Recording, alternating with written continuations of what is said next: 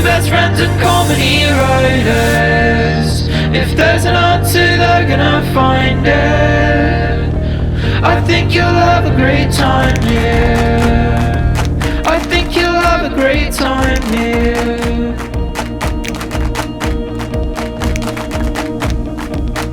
So, hello again and welcome to another episode of Quick Question with Soren and Daniel, the podcast where two best friends and comedy writers ask each other questions and give each other answers. I am one half of that podcast, author of How to Fight Presidents, senior writer for Last Week Tonight, and estudiante nueva para español, Daniel O'Brien, joined as always by my co-host, Mr. Soren Bowie. Soren, ¿qué tal? Hey, I wouldn't say nuevo. I'd say more viejo, because you've been doing this for a while, or are you back to it? Well, here's the thing. I'd been doing Duolingo. Listeners of this podcast know that I've been doing Duolingo for about, they don't know how long, about 553 straight days now. Jesus and before that, I was learning Spanish every day on an app called Pimsleur. And I still like Duolingo for, like, now it's more of a video game where I can win challenges than it is an actual helpful tool. I think I've plateaued as far as like what that app can teach me. It's great for vocabulary and some things.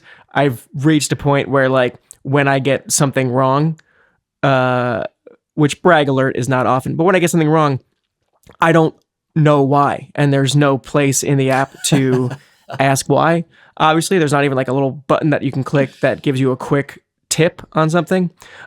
So I signed up. I'm taking like an actual weekly Zoom class now. I signed up for it, and like I wasn't sure if I was going to be in Spanish 1 or Spanish 2, so I had to call the dean and speak to him in Spanish for a while on the call. Because he was like, "We'll talk on the phone. I'll ask you a couple questions in Spanish, and then I'll be able to figure out in a GIF if what level you're at." And they put me in Spanish 2. Whoa! And I am dropped in a class that is like entirely in Spanish, and it's still like very rudimentary. I'm certain I'm getting things wrong, but there's not like the harsh buzz of a Duolingo X when you're incorrect on something, because we're all like communicating with each other. Like everything, even if I don't get every word right, and even if I don't understand every word that gets said, I still know what's going on in the class, and they know what I'm trying to say. And it's really fun and really cool. It's immediately, two things are immediate. One, I'm, as always, so like thirsty for community all the time that as soon as I see other students in the class, I want to be like, "Hey, let's hang out. We're all doing this thing. We're all like-minded people. Should we do happy hour? What's going on? You guys, where does everybody live?" Well, what plays this weekend? Yeah. The other immediate thing is, even though there's not really any stakes to this class, I could like truly walk away whenever I want. I could hang up in the middle of a Zoom. I'm still nervous when the teacher calls on me and asks me a question in Spanish. Like I don't think there are any tests or grades or anything like this. It's just adults who want to learn conversational Spanish better. But I'm still just like, oh no, teacher's calling on me. Oh boy. I'd like to take a moment to thank Factor, America's #1 ready-to-eat meal delivery service. Skip all the meal prep hassle and get Factor's delicious, fresh, never frozen meals delivered to your door. Head to factormeals.com/QQ50 and use code QQ50 to get 50% off. And because I am 50 years old. Why is there a dean? I think that's just like the guy who set up this school. Like all things, there's like, not scam, but I talked to him and he's like, "Yeah, I set this up a couple years ago. I teach college level something in the city, and I also own this school on the side. You will be working with one of my teachers, and class starts on Monday, and you have to buy my book because it's important to class." I'm like, this is smart. If I was you, I would do something like this too. This is a good moneymaker for you. But it's not teaching Spanish. It's not scratching the itch that I have. Man, I think I would get very nervous as well. You know how you always have those dreams still where you're in school and like you didn't study for a test or something? The only ones I have that about are Spanish, because Spanish was such a throwaway class for me. Like, the things that, and that's not to like shit on Spanish. It was that the other classes that you're taking are especially in college, are all very theoretical and lofty. And like, you're writing these long papers and things like that. And you have to spend a lot of time just thinking about it. Spanish was like, we were saying, how do I get to the amusement park and things like that, Right. where it was like, okay, this I got a handle on. Like, and I would just like not do the Spanish homework a lot. It was a class I would breeze through. And so then I would now I have this dream all the time. Like the end of the semester has come and I just have not been going to the class at all. I just have been skipping it and I haven't been at all. And I'm like, oh no, I think I'm going to fail this. So Did you having fail a teacher, no, I never failed it. Having a teacher call on you, even now, I think in my life, I would just drop right back into school mode and be like, oh no, oh no, oh no. It's really nerve wracking. Like class ended and I could feel that I was like sweaty from nerves. Even though like I can't, she's not going to write a letter to my mom if I get something wrong. She's the few times that I have gotten things wrong in that class, she just like gently corrects or like says a cleaner way of saying what I'm trying to communicate. Oh, that's nice. But I'm still just like, I want to do a good job. I don't want teacher to be mad. I don't want the other students to laugh at me. The other students are just like, like a doctor and a teacher who are also trying to learn a language in their spare time. I will say that when I was learning Spanish in school and like speaking it and listening to it in class, I had a much more difficult time than when I finally started using it like out in the field in a combat scenario, like Correct. Yeah. out in the real world where it was just the stakes were so much lower because my conjugation and stuff, it didn't have to be perfect, syntax and everything. As long as like the point was getting across, and the same goes for the other person who was talking to me. I was like, I understood 6 words of what you said, and now I get it. I know what your sentence was. Yeah. And so I will just, and I am reckless with it. Like when I'm using it in the real world, my conjugation is absolutely crap, but the verb is there. And so like, they're like, yeah, I get it. Context. Yes. I understand what you're saying to me. Yeah. Which is truly what I'm actually going for. Just to be able to communicate and to be able to understand if I'm thrown into a combat situation like that. And you just can't get that in Duolingo. Again, I don't want to shit on Duolingo because I think it's fun and genuinely helpful. I wouldn't be thrown into Spanish too if I didn't have 3 years of screwing around on my app to get me there. But there's just you can do Duolingo every day for years like I've done. It doesn't matter if you're not having a conversation with a person and you just can't do it on Duolingo. Right. That's all. That's our show. Wait, there was something before we started recording. You said you wanted to turn off your heater just in case it was going to impact the sound. Yeah. Is it cold where you are in Los Angeles? Yeah. As I am in New Jersey in February. Well, I mean, cold within reason. Cold in Los Angeles terms, yes, because we just got, like 15 inches of rain Right. over the last week. And then as soon as all the clouds go away, yes, it gets very cold. And when I say very, I mean like low 40s. Right. So this is the thing. This is the difference between us is that we had 10 or 11 straight days of not seeing the sun. That's like an actual, a true statistic of just no sun for 10 or 11 days. And then the sun started to come out.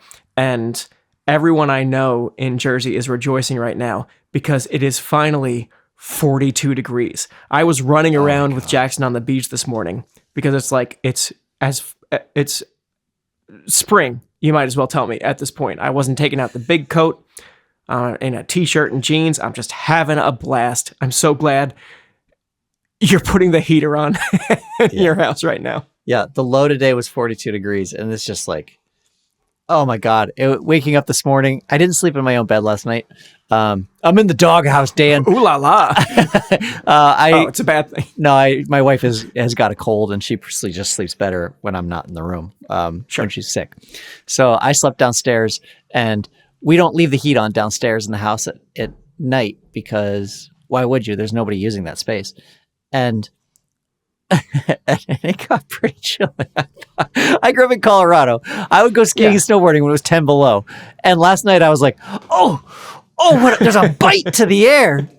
Oh, my teeth have ice between them. What is it? It's 56 in the house. This is crazy. Humans can't live like this. But it's just because I've dropped off. I've gotten weak. No, that's fine. There's nothing weak about adapting to changing circumstances. Yes, evolution is not weakness. Thank you. This is evolution. I'll say people who like you leave a certain area and everyone's like, you got weak. How quickly you adapt to an environment, I think takes less than a month and you're like back in it. Like when I go back to Colorado or we go to Park City or something like that, within a week, I'm like, I'm fine. Everything like my skin, when I first get there, it's like everything dries, my knuckles crack, I'm not used to being here. It's so cold. And then and runny nose all the time. And then you're fine. It's so fast. So those people can shut the fuck up.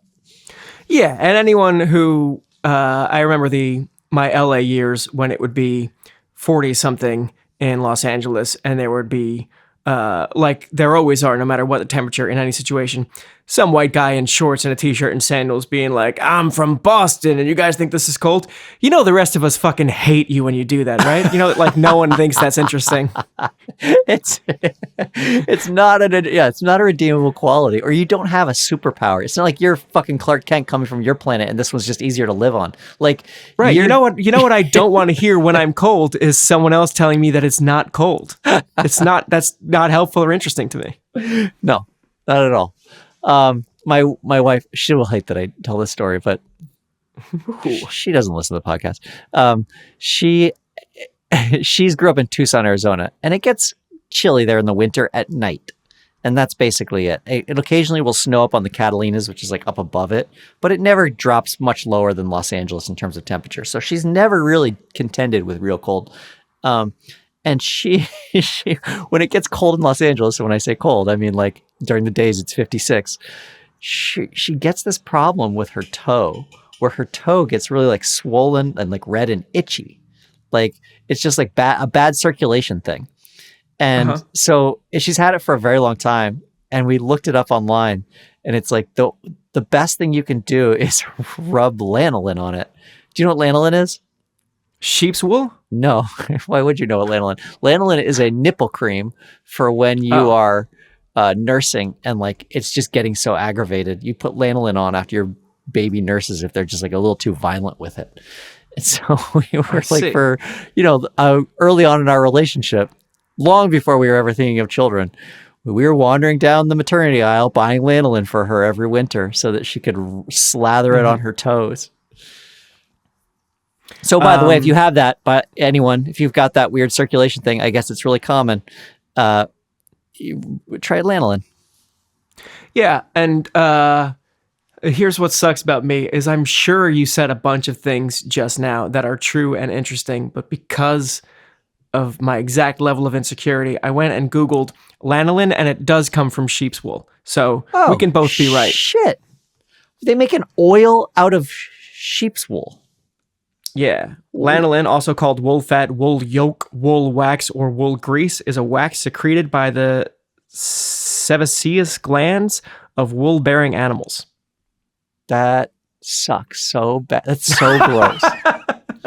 Lanolin's role in nature is to protect wool and skin from climate and the environment. Yeah, but it is the equivalent of like when you get greasy hair from not showering, just like rubbing your hands through that and then scraping it into a bottle for other people to rub on their nipples. Yeah. Like that's... I can see how you would not like that. It's just the gross like ooze that comes out of your pores.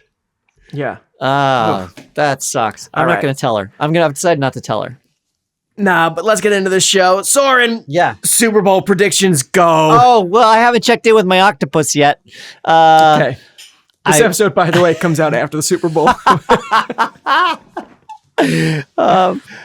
My prediction would be that the Chiefs win, unfortunately. I would much prefer that 49ers win, only because the Chiefs are in the Broncos division, and I'm just fucking sick of the Chiefs. I'm sick of hearing about the Chiefs all the time. So this is a thing that I'm actually glad that we can talk about this because you're sports, and I'm only basketball these days. But of course, I'm going to pay attention to the Super Bowl, even if I'm mostly checked out of football. And I watched the playoffs leading up to it. I like Travis Kelce very much. I think he's a fun, charming guy. His particular brand of like just a good time, fun-loving party oak works on me. I'm here for it. I'm sick of Gronk. Good, get out of here, Gronk. We have a new one, and I like this one better. He's got a better smile. I'm here for all the fun Travis and Taylor stuff. Yeah. Patrick Mahomes is maybe the greatest quarterback of all time. Yeah. And they haven't seemed like a team that's to me particularly difficult to root for. So when I see the playoff games and I see, oh good, it's 49ers and Chiefs again, the fact that they're both playing again must mean that these are good teams, and don't we want to see good teams? And no one on the internet, no one in the podcast that I listen to, no one is excited about this matchup. Everyone is like, what is the lesser of two evils to root for? And most people are pretty all out. They're done with the Chiefs. And I would love a sports guy to explain to me why. Is separate from them being in your division, is this just like the way that people got sick of the Patriots, the way people got sick of Golden State? Yeah. So is that what's going on? Yes. These feel like dynasty teams in general. Like 49ers have a long, illustrious career of going to the Super Bowl. And obviously that's a little further in the past, but even when they had, Jim Harbaugh, was he their coach? Yeah. And he was their coach. Like they went then too. So like the 49ers rarely have like a huge dip where they're not good for a while. And the Chiefs have been in like 4 of the last 6 Super Bowls or whatever. And so it's not fun. It's like, it's the same thing over and over. And also I think everyone sort of during the playoffs fell in love with the Lions. Everyone was like, oh my God, like they're really doing something. This is going to be so exciting. Like the Nuggets were for basketball, Dan, where like everyone's like, this team has never been good, has never once been good. And now they're finally put it together and they look unstoppable. And they did it with people that everyone else has written off. Jared Goff is their quarterback. And everyone had written off Jared Goff like years ago when he was playing for the Rams. And so you've got these teams of like, it's just a good story. It's a good narrative story of like this team that nobody thought would do it, and they're fucking doing it. And then all of a sudden they didn't do it. And now we've got, no, the institution's back. It's the big teams. The big teams are back. The big dynasties are here. They're going to play each other again. Who gives a shit? The only thing that I think is maybe interesting about this is that you've got one team where you have, I agree, one of the best quarterbacks probably history will remember in the NFL ever. He's extraordinary and is doing amazing things. And then you've got somebody on the other side who cannot fucking catch a break as a quarterback that nobody respects, nobody likes. It's not true. His whole team loves him. But like in terms of like America, he's a guy that nobody believes in at all. But he's surrounded by these amazing components. Like there's all these great players around him. Christian McCaffrey's on the team, who's the running back, who's like possibly one of the best running backs currently in the NFL. He's got great tight end. He's got a great, the defense is outstanding. And then on the other side, you've got Patrick Mahomes, who has fucking nothing around him. He's got his wide receivers, other than Travis Kelce, who is like his tight end and is awesome. You've got Kadarius Toney, who can't stay healthy and cannot catch passes. You've got like Rashee Rice, who is a brand new to the league. He's no wide receivers to speak of. Like they're just not good. And then he's got Isaiah Pacheco, who is like an undrafted free agent, who runs really hard but like runs directly into people. Like he looks like he wants to kill himself on the field. Like he looks like he's like trying to hurt himself. And the team does not have stars on it other than 2 guys. And so it's like, well, can these 2 guys take on another team that are lacking lacking that quarterback position? Like, is that interesting? Is that interesting, everyone? Will you like the NFL now? And I don't know. It's not really a great selling point unless you're like really into football. And if you're really into football, you don't like either of these teams. It's a good selling point if you're not really into football. which is Okay. fun for me. But it's cool to be on the other side of this. Like this reminds me of Heedle's era of NBA when the big three super team of Yeah. Bosh, LeBron James, and Dwayne Wade. When LeBron went to Miami, that was like, well, great, basketball's gonna suck for a while. Like for me, that was the end of exciting basketball because you just knew this team was gonna dominate, and they did, and it was not a blast. There was no surprise and no drama in it for a couple of years.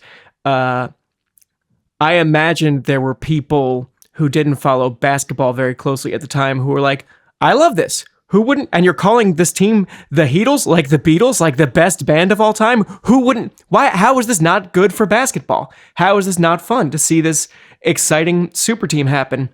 But I understand now that like when you're in it, like I was with basketball and like a lot of people are with football, this is probably not, dynasties are not exciting to like regular standard football fans. No, they're not even exciting to, I think, the fans. Do you remember when we worked with Jack during like basically the height of the Patriots, and Jack was a Patriots fan, and all of a sudden like the Patriots were going to the Super Bowl again, or like when they won the Super Bowl against Seattle on that last play where there was like a pick in the end zone, and at the end Jack was like, I don't know, I feel kind of bad. They did it again. he just like wasn't into it at all. Back when I did watch more football with the second Eli Manning run Patriots Giants Super Bowl that they won both times. Coming into work, Jack was such a great boss and such a cool guy, and you just can't talk shit with him, unfortunately, because he's such an even-keeled person. So I came to work after that Giants win over the Patriots, and I was ready to like talk shit all day, and I was like, hey Jack, I missed that game last night, and then I didn't turn on the news, and I've been in a cave all morning. What fucking happened? Why don't you tell me what happened? And he was like, man, that's a great game. I just love to see a great game. I'm just glad it was interesting. I'm like, fuck you. I watched that game with you. We went to a bar and where's Brendan? Where's someone who got in a fight over this? Yeah, Brendan was a Patriots fan. Brendan was really fun to watch games with because we watched the three of us watched a Broncos Patriots game, and the Broncos were like destroying the Patriots for the first half of the game. And I was like ordering fries for the table and stuff like that. And then it's important to remember what a budget we were on. It just turned, like the game turned, and everything started to go the Patriots' way. And like watching Brandon like get excited and like be like, come on, like doing that kind of shit, I got in a very dark place, and I was like, I'm going to fight this guy. But that's what you wanted another sports game. I wonder if he'll like this story being told. I was at a bar in Santa Monica, the now closed Yankee Doodle, with Brendan watching, I think just like any and every game that was happening. And the Patriots were one of the later games, and he'd been drinking like a monster, left to go to the bathroom. I didn't find out until later. Threw up in the bathroom, and then came back to the bar to continue watching the Patriots. That's fall of Rome type of shit. Like that level of gluttony. Oh, well, good for him that he stuck around and watched it. The team needs you. Of course. Factor's delicious, ready-to-eat meals make eating better every day easy. Wherever tomorrow takes you, be ready with pre-made, chef-created meals delivered right to your door. You'll have over 35 different options a week to choose from, including keto, calorie smart, vegan plus veggie, and more and more and more. And there's even more to enjoy with over 55 nutrition-packed add-ons that help make your weekly meal planning even more delicious. What are you waiting for? Get started today and have a feel-good week of meals ready to go. Connoisseurs of the show will know that my lunches is basically me just filling the dog food bowl and me eating it. I have one specific place that I go. I get the same salad all the time. Life gets pretty boring. I got some Factor meals, and honestly, it was the best thing I ever did. Better than having kids. No, you know what? I'm going to walk that back. The third best thing I ever did. Factor meals are great because I don't have to think about it. These meals just arrive to me. I look at them. They kind of look like a microwave dinner, but man, the taste is way, way better than a microwave dinner. I love these things. And I do this special thing where sometimes I'll get like a riced cauliflower with a really nice jalapeno chicken and cheddar. And instead of just keeping those separate in their little containers, I just dump it all into one and I just eat it all together. These are designed by chefs to be eaten together. These meals all complement each other. So I could just pile it all into one spot and eat it all. And I have not had one yet that I do not like. I think these are delicious. They're 2-minute meals. That's all all it takes. You put them in the microwave for 2 minutes. You fuel it fast with Factor's restaurant quality meals that are ready to heat and eat whenever you are. Factor is the perfect solution if you're looking for fast, upscale options done easily. There's nothing better out there. Flexible for your schedule, you get as much or as little as you need by choosing 6 to 18 meals per week. Plus, you can pause or reschedule your deliveries anytime you want. There's no prep. There's no mess by the end. That's a big deal. And Factor's meals are 100% ready to heat and eat, so there's no prepping, cooking, or cleaning up needed. That's it. Head to factormeals.com/QQ50 and use code QQ50 and get 50% off. That's code QQ50 at factormeals.com/QQ50 to get 50% off. Daniel, I have a real quick question for you. Okay, great. When did you, and maybe you don't even remember, when did you learn how to ride a bicycle on 2 wheels? I don't remember the year. I remember where I learned. It was right on the bike. It was, I grew up down the street from an elementary school, and my dad, I remember taking me to the back of the school where there's some concrete and some grass, and I had training wheels, and he taught me how to ride. And it was like I remember it being not fun for me. I remember it being very stressful, and I was like crying and I wanted to quit. And he kept getting me to do it, get up on the bike, do it. And I learned how to ride a bike on training wheels, and I was stoked by the end of it. And then I in my memory, it was the next day, but I don't quote me on that. The memory feels true that the next day I went into my garage to get my bike and the training wheels had already been removed. It was like now it's time for a real bike after that. I bet there was some amount of space between those things, because otherwise, like, why have training wheels if not for me to ride around for a little bit? But in my memory, again, it feels like, all right, training wheels are off literally within 24 hours. Wow. And now you have an even more dangerous version of this. And it was, again, like, scary and difficult and unsteady, but then you get it, and you know, it takes over your life, the freedom and the speed, right. and the in our day, the days of our youth, where cell phones didn't exist and riding bikes was all you needed to say to your parents as far as where I'm going, your plans were concerned. It was just like, it is 2:00 on a summer day. I am leaving I'm riding bikes with my friends. All right, be home by dinner at 6 or 7. And I was like, great. That's 4 or 5 hours completely unaccounted for. But it was okay. The system worked because you were riding bikes. It was such a wonderful ticket to freedom. Yeah, it was. And you could go so much further. I mean, that was like the biggest thing for me was it was like, being a kid, you're at somebody's house or something like that, even if it's summer and like you're not beholden to a parent, but you're like, oh, I would love to go get baseball cards right now at the store, but the store is 2 miles away. You'd be like, we're not going to walk that. And then all of a sudden you had bikes and you were like, we could go fucking anywhere. We could go to California. Like, go anywhere. Just go and go to Taco Bell, go buy things, decide to go bowling. Yeah. Which are things that a normal person could do. I don't know if my parents knew when I said I was riding bikes that we were just going to go ride to like a fucking swamp, which is what we would do. Yeah. It's like, oh, cool. Now we're at the swamp. Let's throw things in the swamp. Yeah. Let's ruin our shoes in the swamp. Yeah. Yeah. One kid comes home completely muddy because somebody threw a rock that was too big in and it just splashed back and one kid just caught all of it. I remember the swamp. Yeah. Your parents are like, how was riding bikes? As like a wasp flies out of your ear. It was good. It was really good. We're starving. Is dinner ready? Yeah. We rode to the next town over when we were kids. We lived in Carbondale. We rode all the way up to Elgibel, which is like, for a young kid, that's a far ride, man. That's like 10 miles each way. Yeah. And I remember we went up there to go bowling. And like we got there, realized we didn't have any money to go bowling. So we played the claw machine for a while, the bowling alley, and then rode home. And like that night I was exhausted. My parents were like, you are what did you guys do today? I was like, oh, we just rode bikes. We rode bikes to a new zip code.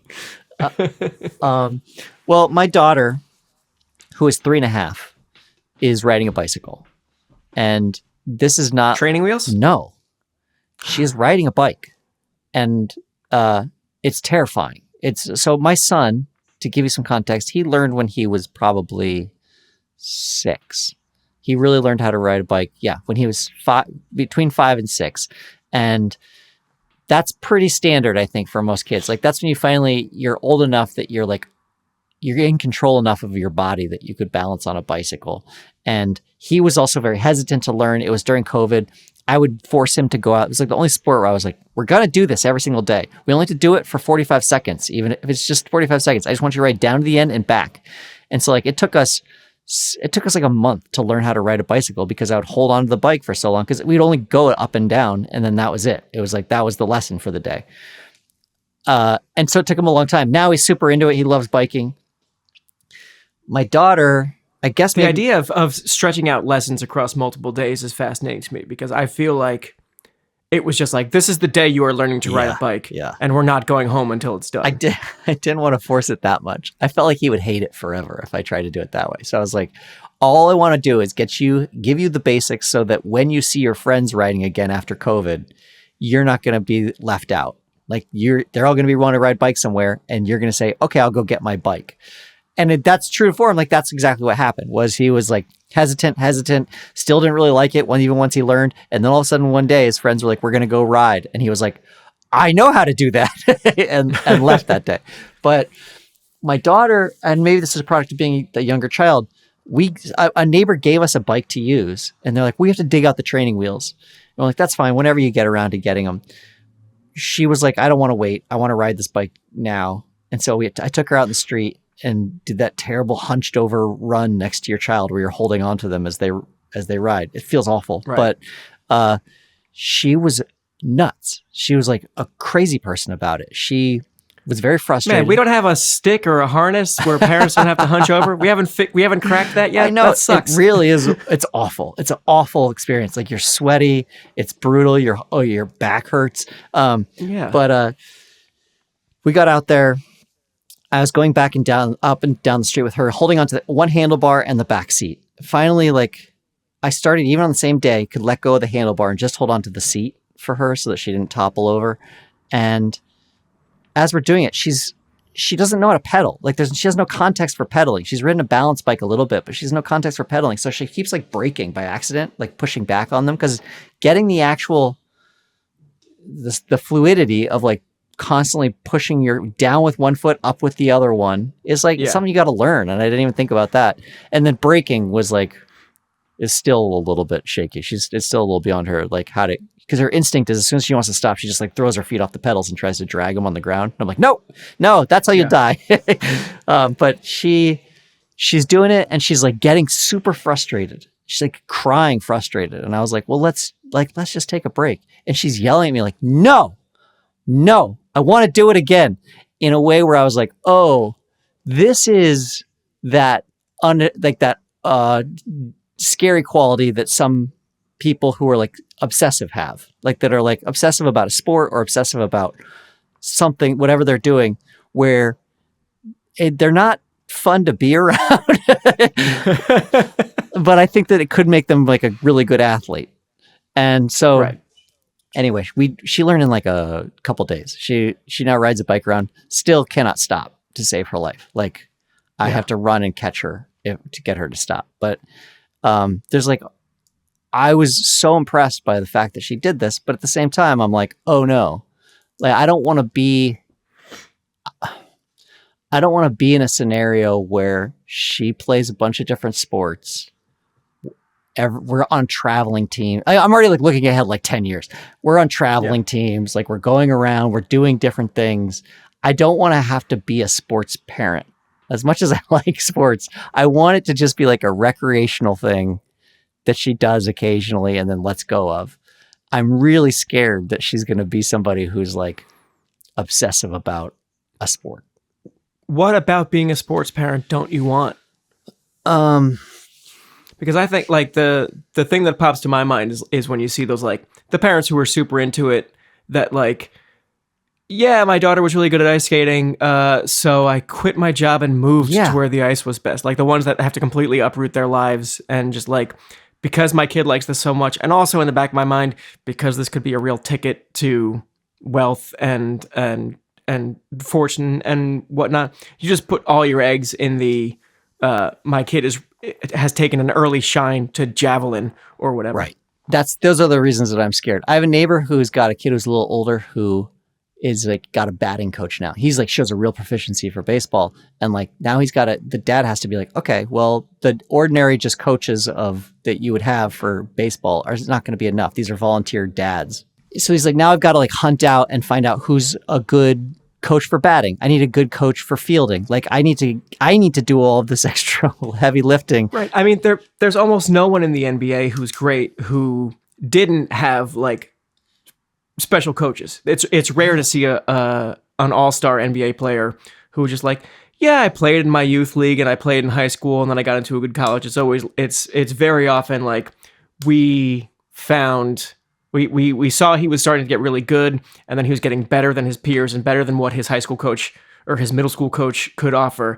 And then we found out the best shooting coach in the world is in Shittsville, Idaho. So we sent him there. So now we live there. Now we live in Shittsville. Yeah, and also the way that it dominates the kid's life feels like it's not fair to the kid. Like they don't know. They like this thing because they're good at it, but your job is to expose them to a whole bunch of stuff and get them used to being not good at stuff for a while. So when you dedicate it all to one individual thing or just athletics in general, that can be the thing. It seems like you're robbing them of something. It's like, I'm just horrified looking at a 3-year-old thinking of all these terrible things that could come because she's good at this thing where I'm like, oh no, I don't want to be in a situation where I'm like, I have to make the decision for you whether you should go on the field with an injury. Like things that have not even happened yet. Where I'm like, yeah, you should play. Right. You should play through it. This comes from her wanting to learn how to ride a bike. Yeah, I know. It's that now you're jumping forward in time to like shooting her up with horse steroids in her knee so she can I'm doping. I'm helping her nationals at soccer. Drain her blood and put in oxygenated blood so she does better. Yeah. But like it's just like there's these little things that happen with her. Like she's doing monkey bars. And that's like another thing where like, it feels really early for that. Or she's doing these things with her body where I'm like, oh, you have a real mastery of your own dexterity. Like I should probably nurture this, but I don't want to. But aren't you, so you're a fairly competitive person and you did a bunch of sports and also trampoline, which is fine for some people, but let's not us men call that a sport. Can't you just, raise her the way you were raised? Is that the fundamental challenge of parenting? Maybe that's ultimately what I'm saying here is that she has something in her that I don't recognize. And I'm like, oh, that's scary. Like that she has this drive that like I liked sports a lot and I liked sports that I was good at and I didn't play the other ones publicly until I was good at them. Like I would just really practice privately at home. And I think that's pretty normal for kids. Like sports is just like another one of the things you do in addition to math and like watching or playing video games. It was just like another fun thing. And when it wasn't fun anymore, I stopped doing it. And I don't see that in her. I see her doing a thing that is not fun at all and being like, I'm gonna fucking master this. Oh boy.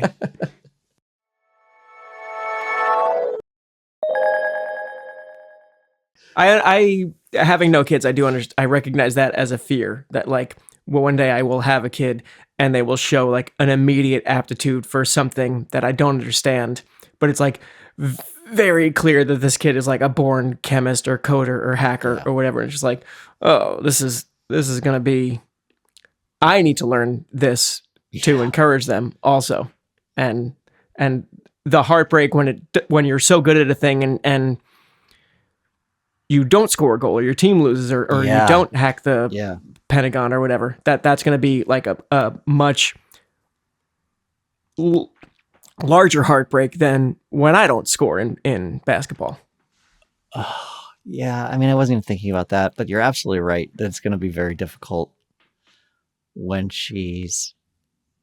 I'm making all this up, obviously. She hasn't done any of this shit yet, but I just like I see in her this aptitude where I'm like, oh no, all right, I will do my best to nurture this, but also I don't think it's a good idea. Like sports in general are such a long shot that like I don't want her to dedicate herself this way to other things, or like I don't want this to be like the very beginning of who she's going to be with sports, and it's like she's out there in the rain doing it and crying because it's not going well, but refuses to come in. Where I'm like, oh man, that's the drive that will get you there. But there's a lot of people that have that and then don't get anywhere, and then they have nothing to fall back on.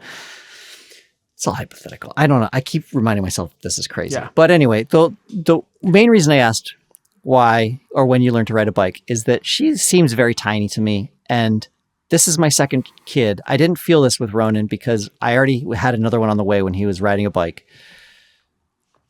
As soon as I let her seat go and she was riding on her own and I was kind of like running with her, I was getting very excited. And then I was like, I think you should try to ride to the end of the block and turn around and come back on your own, and I won't do it with you. And she was like, yeah, I'm okay. And so I let her go, and this little person just like rode away from me. And I was like, and it's the last one. So I was like,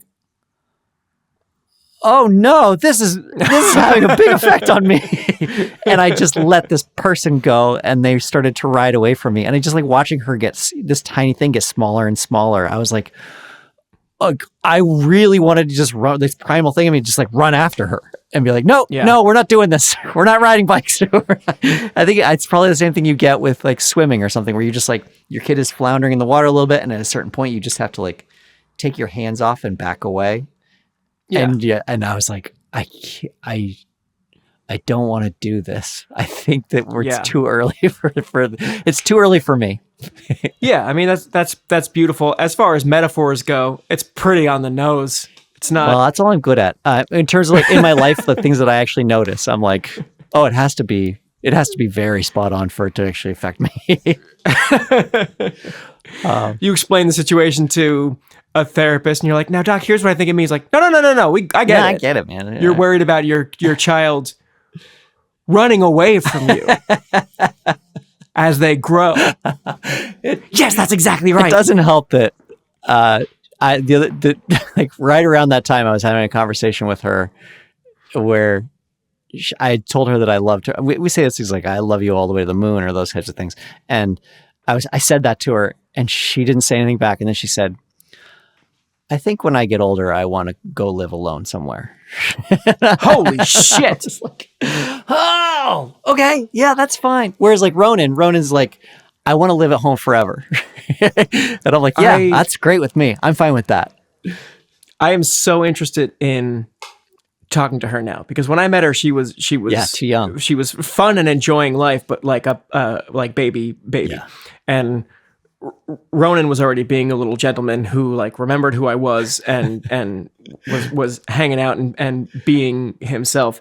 I'm so curious to talk to her. Yeah, she's very funny. A very interesting like kid to be around. She's kind of mean. Uh-huh. She's kind of a mean girl a little bit.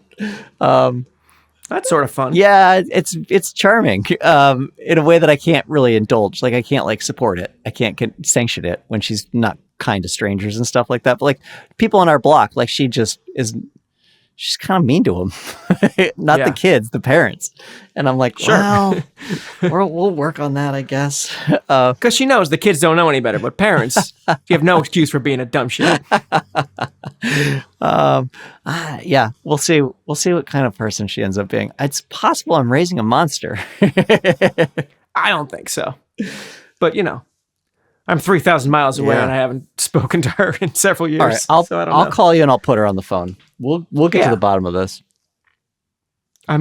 Did you ask for more information when she said she wanted to Live alone. live alone one day? Is that because I feel like that would be like, well, what do you mean by that? And where do you think you want to live? Not even like taking your emotions of how it must feel as a parent to hear that from your child.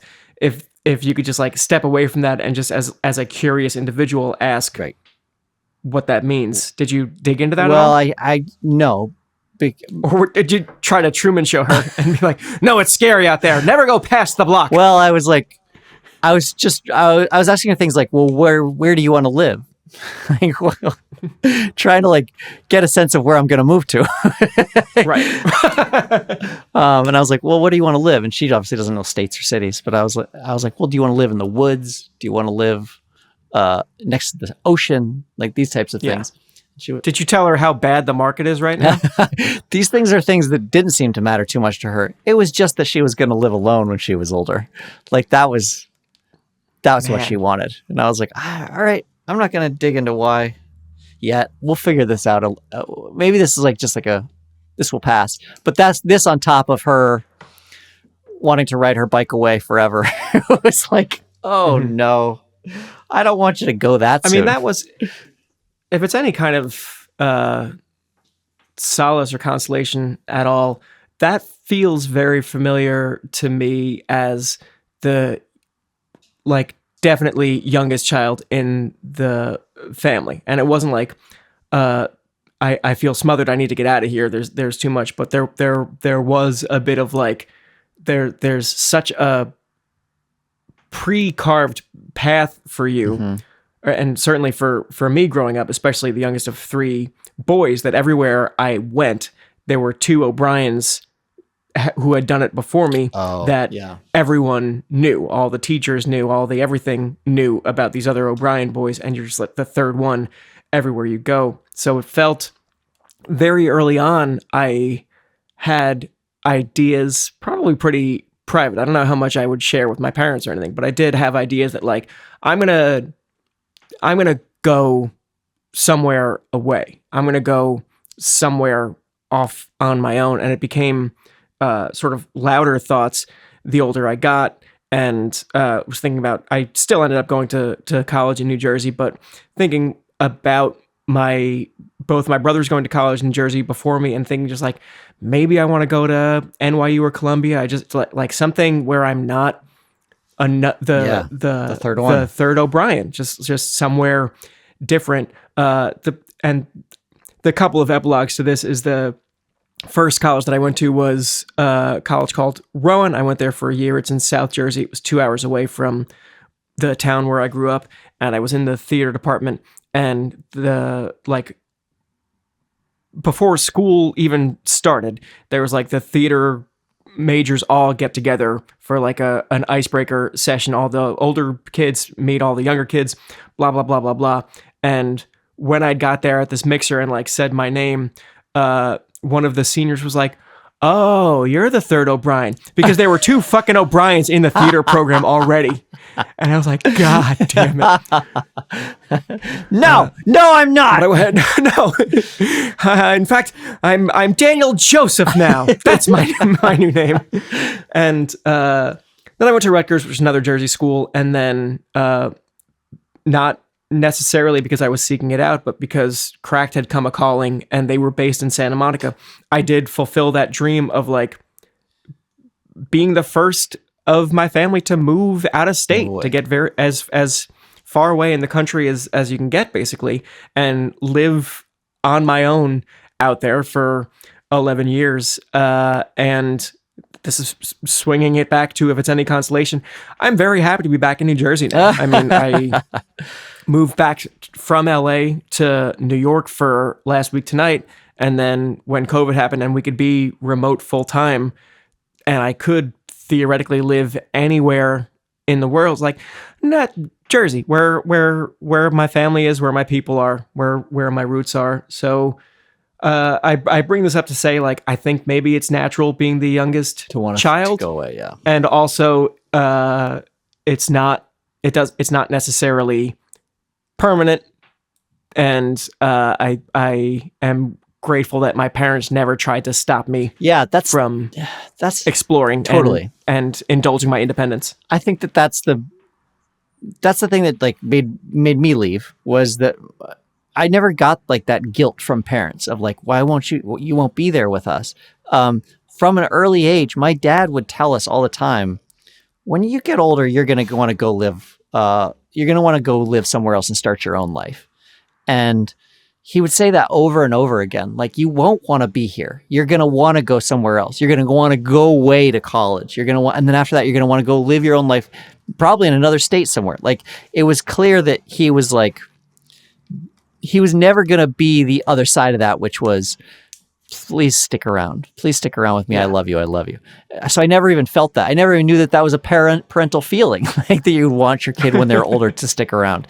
And then now that I'm a parent, I'm like, oh, I see. He was really trying to help us. He was trying to set it in our mindset that you're like, it's okay. It's okay to go out into the world. It's okay to go do that.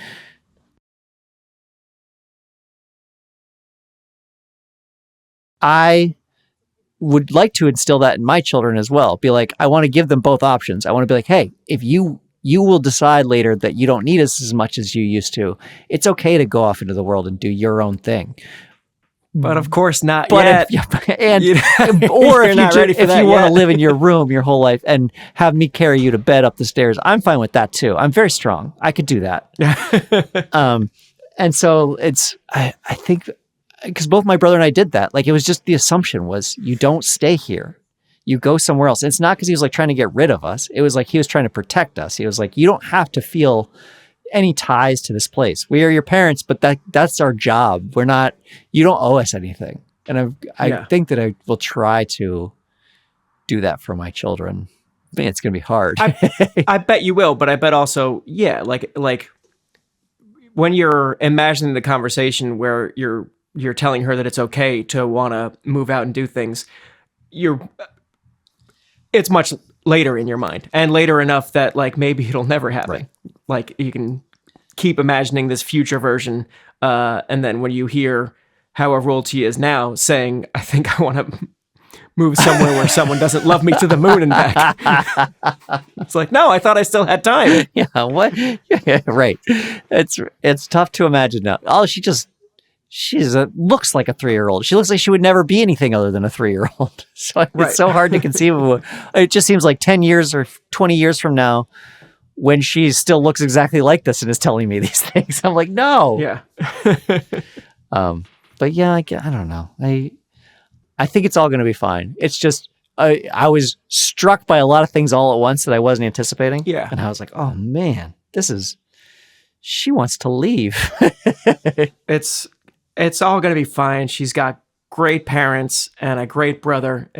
She does have a really good brother. She's very lucky in that respect. Everything's going to be fine. It's all the Matrix anyway. Right. And also, like, the world won't last for more than another 9 years. Absolutely not. Yeah. Where are you going to go? What do you think? You're going to go live in the independent country of the People's Republic of Texas? Yeah. Get out of here. Where you can't go west of I can't go east of the Mississippi. It's all underwater now. You can't go there. You can't go any further north. It's all one big volcano now. The world has changed. Yeah. Good luck winning Dictator Musk's lottery to live on Mars. You don't even own a horse. How are you? No, I guess it would have to be the other way around. You don't even like horses. Yeah. That's the better joke. Yeah, and actually I kind of screwed up my Dictator Musk thing, so if we can go back, just get the whole run clean. Get it all, please. All right. Well, I think we're done here. Yeah, the show is Quick Question, but you knew that already. We are recorded, edited, produced by the president of podcast operations, Gabe Harder. Our theme song is by the incredible Me-Rex. Their digital album is available at merex.bandcamp.com. You can find the show on Twitter at QQ_Soren and Dan. You can email us at QQwithSorenandDaniel@gmail.com. We are rapidly growing our Instagram audience, which is inexplicable to me, at QQ_with_Soren_and_Daniel. And we have a Patreon, which you can find at patreon.com/quickquestion. We're also on TikTok and YouTube. You can find us by searching those things. We are also growing our TikTok audience, which is, again, absurd to me. Neither of us are on Twitter. You could find us on Blue Sky. Soren has more followers than me, and that's that's gotta probably sting. because he goes to the site and does things on it, and I do not. That's our show. Thanks, everybody. Bye. Bye. I've got a quick question for you, alright? I wanna hear your thoughts, I wanna know what's on your mind. I've got a quick question for you, alright? The answer's not important, I'm just glad that we could talk tonight. So what's your favourite? How did you get? When will I be remembered? Was it ever? Where did all go? How do we know? Oh, forget it. Soren, Bowie, Daniel O'Brien, two best friends and comedy writers. If there's an answer, they're gonna find it. I think you'll have a great time here.